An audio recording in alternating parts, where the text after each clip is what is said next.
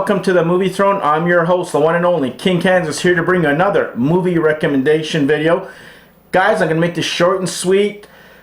King isn't up to par today. He's dealing with a toothache that I have to probably go to the dentist during this whole COVID-19 mess to deal with, but I will do my best to give you a good reason why you should be watching the movie that I'm going to recommend to you guys. As you guys know, all of summer, I'm sticking to this romantic comedy run. So people have been asking me, King Kansas, what romantic comedies do you suggest for us to watch? So I go, why not end the summer, well, especially the month of July, out with a bang with all these romantic comedies and in a good mood, right? A good film kind of movies there. What else can you do? So anyways, like always, there'll be a spoiler-filled second half, non-spoiler first half. Let's get it going. So what movie I'm going to be discussing this time? How about 13 Going on 30, starring Jennifer Garner and Mark Ruffalo. It came out on April 23rd, 2004. Wow, 16 years ago. Time flies, man. It's directed by Winick. It's about an hour and 30 minutes, guys, I think, if I'm not mistaken. You can not quote me. Whatever. It's released by Sony. So anyways, it stars Jennifer Garner, Mark Ruffalo, Judy Greer, Andy Serkis, Kathleen Butler, Phil Reeves, and Sam Bell. So those are the main actors that are involved in the script. It's mostly, you know, Judy Greer, Jennifer Gardner, and Mark Ruffalo. That's the main cast that you got to deal with throughout the whole film. A very uniquely put together film with these actors. It's the typical, you know, boy, you know, meets girl who they have a fallout, they go their own separate ways, and later in life they kind of meet. But the twist with this one is it takes place in the past. She's actually 13 years old. She goes to this party, and then for some magical reason she wakes up. It's in the trailer, this is not spoilers, and she's grown up, and that's where she's left trying to figure out, whoa, what am I doing here? And that's where it picks up from. She's going to her work. She's dealing with a friend who thought was her enemy. She's trying to figure things out. She's wondering what happened to her parents.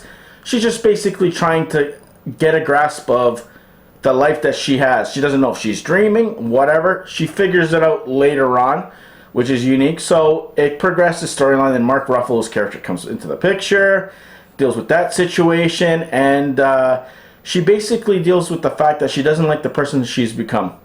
She liked the person she was a kid, and who she turned out to be is not the real her. So she's trying to kind of somehow make everything right in this reality in a sense, and it continues right to the end, right to when she thinks she's gonna perhaps maybe lose the love of her life, and things kind of take a twist. I'll just leave it at that. But it's very well done, very unique. Even if you're a kid, 13-year-old, or a 30-year-old in your mid-30s, or even somebody my age, you're going to thoroughly enjoy it because the actors bring it. It's just because it's a romantic comedy, they don't just say, screw it, let's just not, you know, give an effort. No, they put all their effort in.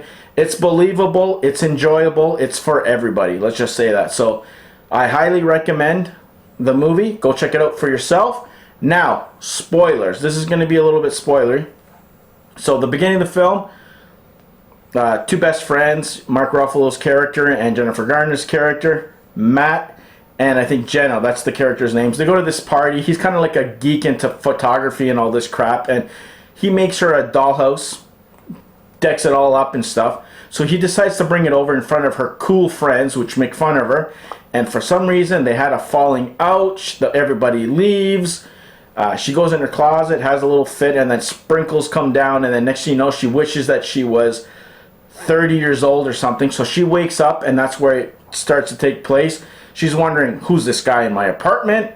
What kind of life I am? Is that my friend that I knew from the past that she was actually my enemy? Little things like that. What happened to Matt? Why is he gone? What happened to her parents?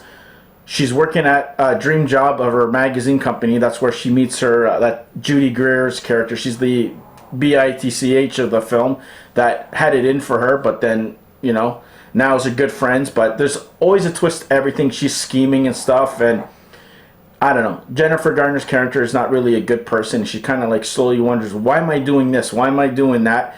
Andy Serkis is her boss, which is fabulous. He's done such a good job. There's one scene that they have a party, and you know, Jennifer Garner and Judy Greer's character like we got to throw a party, because if not, the magazine's going to go under. So they throw a big party. Thriller plays, and they have a little dance skit, which is pretty cool. That's kind of cheesy, but it's damn good. She bumps into Matt, who's like a photographer who she hires to do a gig for her. They kind of like slowly fall for each other. She realizes, hey, this is maybe the guy of my dreams and not the other way around. She was dating a hockey player, New York Rangers. Whoop-de-ding-dong. But yeah, so things start to unravel. She doesn't like the person she becomes. Matt's actually getting married to someone else.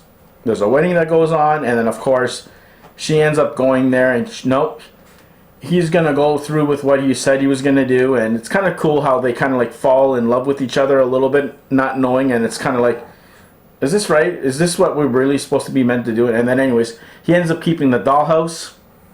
She ends up doing that. I don't know, she keeps on saying a couple of words. Next thing you know, she's back to being 13, and then it carries on in the end of the movie that they all live happily ever after. I'm not going to give you all the details, because you know what? You got to still enjoy it for yourself. I'm not going to spoil everything, but there you go, guys. But a lot of cute little moments, serious moments that, you know, young people trying to deal with as an adult, how to treat people right in life. A lot of life lessons learned in this film.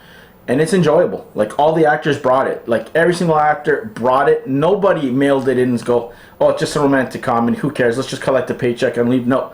From Jennifer Garner to Mark Ruffalo, Andy Serkis, everybody played their part, and they did it very well. And whoever they introduced into the storyline made sense. They just didn't do it just because, oh, let's do a dance number. And there's a dance number. Oh, let's bring this person in because we just want a sleazy person. No, doesn't work like that. Everything fit properly, and it teaches you how you treat people earlier in life is how you should be treating them later, because it's all about self-respect, and you never know what could happen. You have the right people in your life.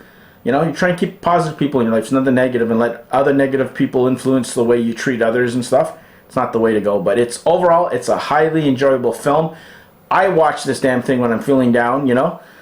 You know, who knows, I might even watch it again just to kind of like get my mind off a little bit of a tooth pain that I got going on here. But still happy to bring you guys this movie recommendation. Check it out for yourselves. Come back in the comment section later after this portion. Leave me your thoughts. Tell me what you guys think. Did you agree with me, disagree with me? Did you like this Jennifer Garner film?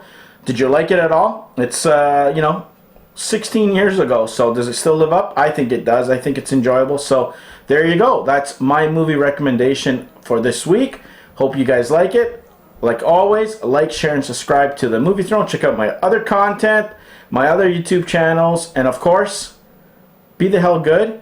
Stay off my throne, and I'll see you next week. Take it easy.